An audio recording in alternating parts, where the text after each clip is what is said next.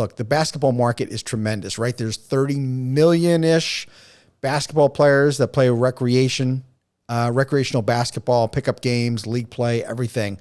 I know that number is, it runs the gamut on how people play. How do you find yourself to be able to position yourself competing against the quote unquote basketball league that's out there? Yeah, that's a great question. I mean, basketball leagues certainly serve their purpose, and there's some people that do prefer a league because they want that set time each week, and they want to go in with their same team for an 8-week period and play and go through playoffs and things of that nature. So for us on the adult side, it's really not necessarily trying to replace a league. We look at it as either an alternative or a supplement. So it's really just the pickup nature of it. And the thing that people like about pickup basketball is you can go in and play whenever you want. So, instead of being, okay, every Wednesday at 7 p.m. a league game, our gym's 7 days a week. So you can come in and play 3-4 days a week. You can play 1 day a week. You can play Wednesday nights. You can play Saturday mornings. So we try and offer that league feel to it where there's refs and scoreboards and it's organized and we keep track of wins, but also having that flexibility to come in whenever you want and play for one game or play for 3 hours at a night. Jordan, that's the secret sauce of your model, because as adults, we don't necessarily want to have to be somewhere at a certain day or time, or we have work and we can't get out and get to our league play. But the secret of your model is, as an adult, I get to play when I want, how often I wish. But here's the huge advantage that you have that almost nobody else has, is that people that are running basketball leagues are renting the schools and parks. And when you rent them, you have to have a fixed day of the week and time, if you can even get the court space. Whereas because you own the facility, you get to have 7 days a week of play anytime you want. Yeah, no, I appreciate you saying that. And certainly an advantage that we have. Now there's a barrier to entry with that. Obviously you have to have the capital to get involved with a facility. And, there's work involved with, getting a lease secured and building it out. But once you secure that, and, we put a ton of effort and resources towards helping franchisees secure that, you've built a moat around it in terms of barriers to entry. And that's why, we've seen good success. So you put in a lot of work up front. As you mentioned, all of a sudden we have that competitive advantage of having our own facilities. And then as long as it's operated right, it works. Right. Well, obviously I'm not going to get into any item 19 financial performance representations, do you do an item 19 by any chance? We do. Okay. We have a pretty comprehensive item 19. Cool. Sure. Well, just for purposes of making sure we all stay out of legal trouble, I won't get into that. But on the challenge of your business, as you know, is that you've got to keep a facility busy. And on the youth side, the kids are in school all day. Adults may be working. So how do we keep the turnstile spinning during the day? Or is there enough volume in the evening, the weekends to make the numbers work? Is there anything that goes on during the day? Yeah, that's a great question. So, so from an economic perspective, we're membership based. So even on the youth leagues, it's a monthly draft that the parents are paying. So if it's a 3-month league, they pay once per month. So the franchisees have that consistent revenue coming in from the membership draft. In addition to that, we do one-on-one private training, we do court rentals, we have merchandise sales, so we have those ancillary revenue drivers. But you're right, like any gym, evenings and weekends are the busy time. And then during the day, there's a decent amount going on. We've got full weight rooms within the facilities. So, people are lifting weights. You always get kind of a noon ball crew. We have some gyms who open up very early in the morning, and there's, groups of professionals that come in and do, officiated runs in the morning before work. So, we figured out how to fill in those blank spaces within the dead time, so to speak. Sure. Well, the other thing that I get commonly asked by people who are trying to franchise their business, when they have 0 franchises, they're just getting started. It's like, how do I sell my first 10? Where do they come from? Where did your first dozen franchisees come from? How did you find them, or how did they find you? Yeah, that's a good question. Funny enough, we're just talking to one of our consultants last night, as our business has continued to grow. And she was talking about her franchise that she started and talking about, the first 10, 12. You're somewhat selling a dream. Like, hey, here's what I've been able to create. Now we're looking for partners across the country. And they're really believing in you in many ways as the founder and, what you've built. So, that's a very specific profile of person, very entrepreneurial to take the leap as the first franchisees. Right. So for us, we found them through there. First of all, there was a pretty big pent up demand. From the beginning, people were asking us if they could partner with us or franchise. And yeah, I didn't know what I was doing. So at first I was like, yeah, sure. Let's talk about that. Obviously not knowing that there's a huge process involved with it. Right.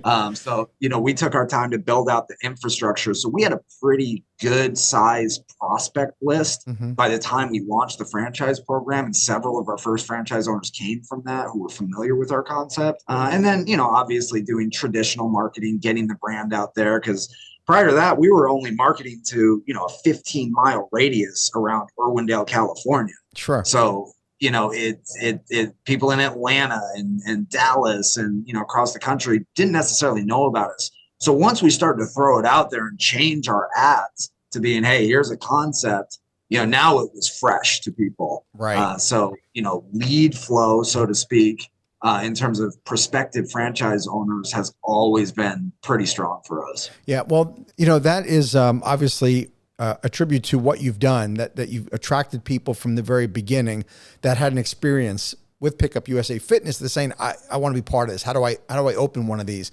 And I think I'm getting that answer pretty consistently from people that are in franchise. And they say, I really got my first dozen from people that were either in my network connections or people that experienced the business. And it's not so much just throwing it out there to the general public. They have to kind of know who you are, because there's a huge trust factor for somebody to want to take the risk and be the first franchisee or the first 10 franchises. Yeah, for sure. I mean, now when we're going through the discovery process, we've got a track record. We've got markets, very small. We're in Montana City, Montana. We're in Shreveport, Louisiana. And then we're in very large markets, LA and Houston and Dallas. So now we've got, somewhat of a track record with it. But yeah, like you said in the beginning, there's a trust factor that, hey, it seems like you were able to do this in LA, but is this going to work for me in, name the city? So of course, it's definitely a very specific profile of individual. Right. As we learn in franchising, one of the most popular, lines is, well, it's different in my area, right? If I had $1 for every time I heard, well, it's different in my area. And the truth is, it really isn't. The landscape, the real estate may look a little different, but there's still 30 million people that play basketball. And I don't care where you live. Yeah, agreed. We lean into market nuances, but bottom line, what we offer is very simple. So it's not, basketball is not just nationwide, but it's global. Sure. So, I can go to a court in Australia or China, any country right now, and we all know the rules of basketball. It's a very universal sport. So, yeah, I mean, obviously there's market nuances, but if you follow our model, it's going to work really in any market we've been in. Yeah. Yeah. No, I'm a huge proponent of using demographic software. You have to know the psychodemographics of your existing customer base to know where should I open my next franchise locations. I absolutely agree with that 100%. Jordan, who is your ideal franchise owner? And what are some of the traits they need to be successful? Yeah, I mean, obviously you have to check the box of having the financials to do it. We've got a very strong lending network out there. So, we've been able to bring in people, without having extraordinary amounts of capital, but, bring in individuals that, have some savings, have some money in a retirement plan. So, obviously having the financial wherewithal to do it, but really somebody that believes in what we do.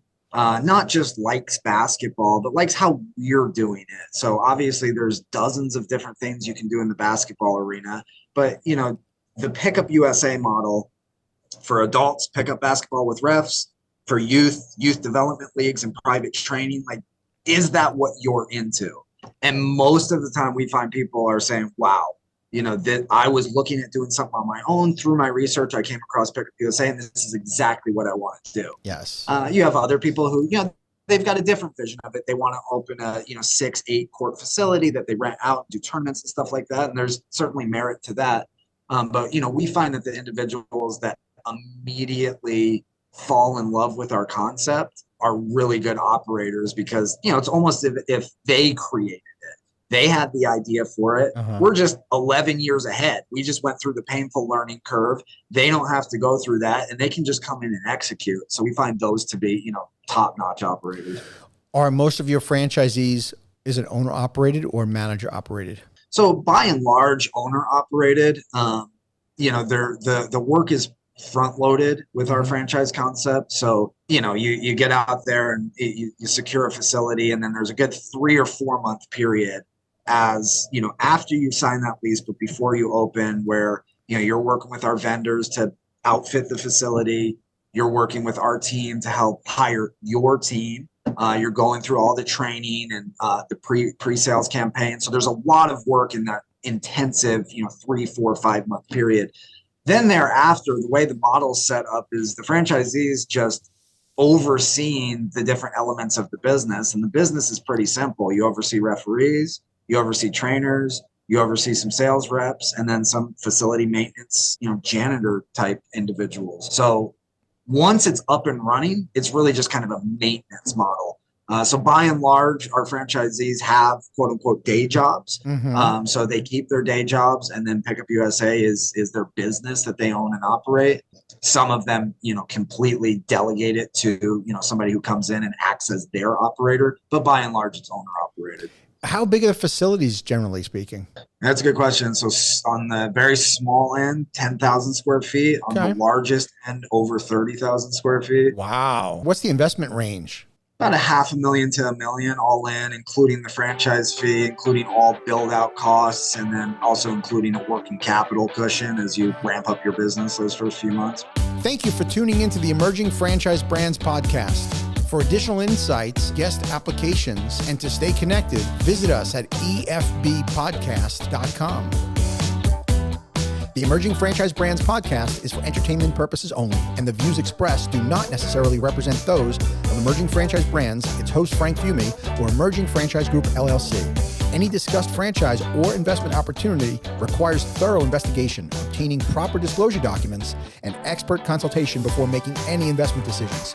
The podcast and its host do not offer professional advice or endorsements, and they hold no responsibility for actions, representations, accuracy, or consequential damages related to the podcast content.